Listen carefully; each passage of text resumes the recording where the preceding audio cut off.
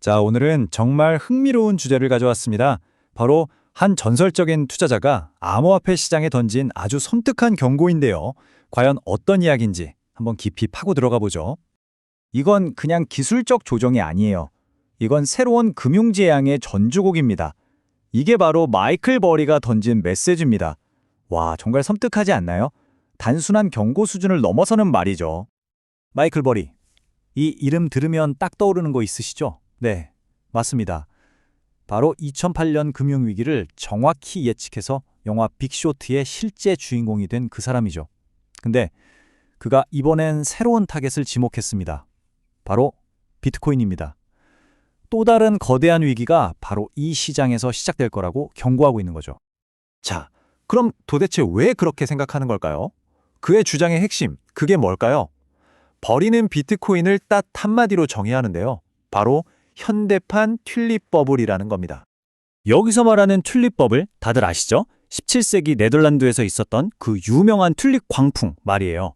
그때 튤립 뿌리 하나 가격이 말도 안 되게 치솟아서 집 한 채 값까지 갔다가 그냥 하루아침에 폭삭 무너져 버렸잖아요. 역사상 가장 대표적인 거품 붕괴 사건인데 버리는 지금 비트코인이 바로 그 꿀이라고 보고 있는 겁니다. 근데 버리의 지적은 여기서 한 발 더 나아가요. 이게 진짜 날카로운데, 그래, 튤립은 적어도 예쁜 꽃이라도 피우지 않냐, 눈으로 볼 수 있는 실물 가치라도 있지 않냐는 거예요. 그럼 비트코인은요? 비트코인의 진짜 가치가 뭐냐고 묻는 거죠.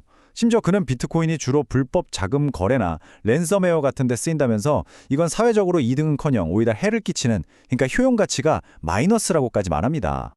자, 근데 버리가 그년 옛날 역사 이야기만 하는 게 아닙니다. 지금 현재 시장 데이터에서 뚜렷함해 보이는 균열들, 그러니까 붕괴의 신호들을 정확히 짚어내고 있어요. 한번 같이 데이터를 뜯어보죠. 버리가 제시하는 가상 시나리오를 한번 보죠. 2025년 10월에 사상 최고가를 찍고 그 뒤로 계속 떨어져서 2026년 2월에는 넉 달 연속 하락세를 기록하는 겁니다. 이게 왜 중요하냐면요. 2018년 그 혹독했던 크립토 윈터 이후 무려 7년 만에 가장 긴 하락장이거든요. 이건 정말 심상치 않은 신호죠. 과거에 있었던 1000 하락장들이랑 비교해보면 더 흥미로워요. 자, 보세요. 2020년 시나리오의 하락폭 자체는 아직 이전 폭락만큼 크진 않아요. 근데 중요한 건 시장 심리예요. 이미 극도의 공포 상태, 거의 패닉 상태라는 거죠. 그리고 결정적으로 다른 점, 이번 하락을 주도하는 게 예전처럼 개인들이 아니라 바로 기관 투자자들이라는 겁니다. 이게 아주 큰 차이점이죠. 고점 대비 마이너스 40%. 이 숫자만 봐도 아찔한데 버르는 이게 그냥 시작에 불과하다고 경고해요. 이 40%라는 숫자가 앞으로 펼쳐질 훨씬 더 끔찍한 시나리오의 맛보기에 불과할 수 있다는 거죠. 그리고 바로 여기서 그의 예측의 하이라이트라고 할 수 있는 가격대별 도미노 이론이 나옵니다.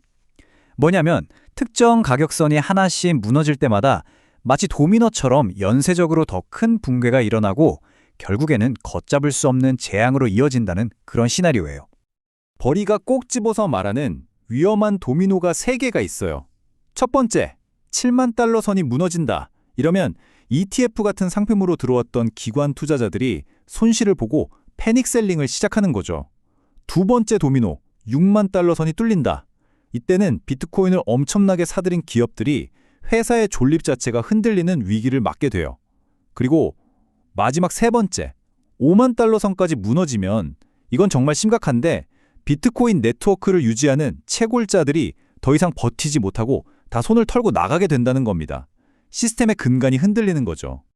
여기서 특히 두 번째 도미노, 그러니까 마이크로스트래티지라는 회사를 좀 자세히 들여다볼 필요가 있어요. 이 회사는 정말 회사 운명을 비트코인에 올인했다고 봐도 과언이 아니거든요. 근데 문제가 뭐냐면 이 회사가 비트코인을 사들인 평균 단가가 7만 6천 달러가 넘어요. 지금 가격이 그보다 한참 밑이라는 건 이미 장부상으로 어마어마한 손실을 보고 있다는 뜻이죠. 이건 뭐 언제 터질지 모르는 시한폭탄을 그냥 안고 있는 거나 마찬가지입니다. 자, 이쯤에서 이런 생각하실 수 있어요. 뭐 나는 암호화폐 안 하니까 상관없는 얘기네. 과연 그럴까요? 우리가 진짜로 두려워하는 건 바로 이 다음 단계입니다. 바로 전염이에요. 버리의 주장은 암호화폐 시장이 혼자 동떨어진 섬이 아니라는 거예요. 특히 토큰화된 귀금속 시장처럼 기존 금융 시스템의 다른 부분들과 보이지 않는 끈으로 다 연결이 되어 있다는 거죠. 그래서 한쪽에서 불이 나면 그 불이 다른 곳으로 너무나 쉽게 번질 수 있다는 겁니다. 그리고 이건 그냥 이론이 아니에요. 이미 그 증거가 나타나고 있거든요. 암호화폐에서 본 손실을 메꾸려고 투자자들이 무려 10억 달러, 우리 돈으로 1조 원이 넘는 귀금속을 팔아치웠다는 추정이 나왔습니다. 이게 무슨 뜻이겠어요? 암호화폐 시장의 불씨가 벌써 다른 자산 시장으로 옮겨붙기 시작했다는 명백한 신호죠. 근데 설상가상으로 지금 전 세계 경제 상황도 좋지가 않아요. 지정학적 리스크 때문에 사람들은 자꾸 안전한 자산만 찾게 되죠.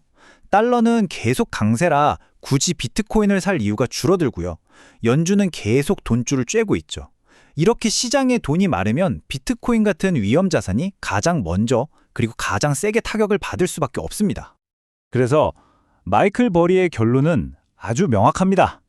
지금까지 우리가 봐온 암호화폐의 화려한 상승장은 진짜 가치에 기반한 게 아니라는 거예요.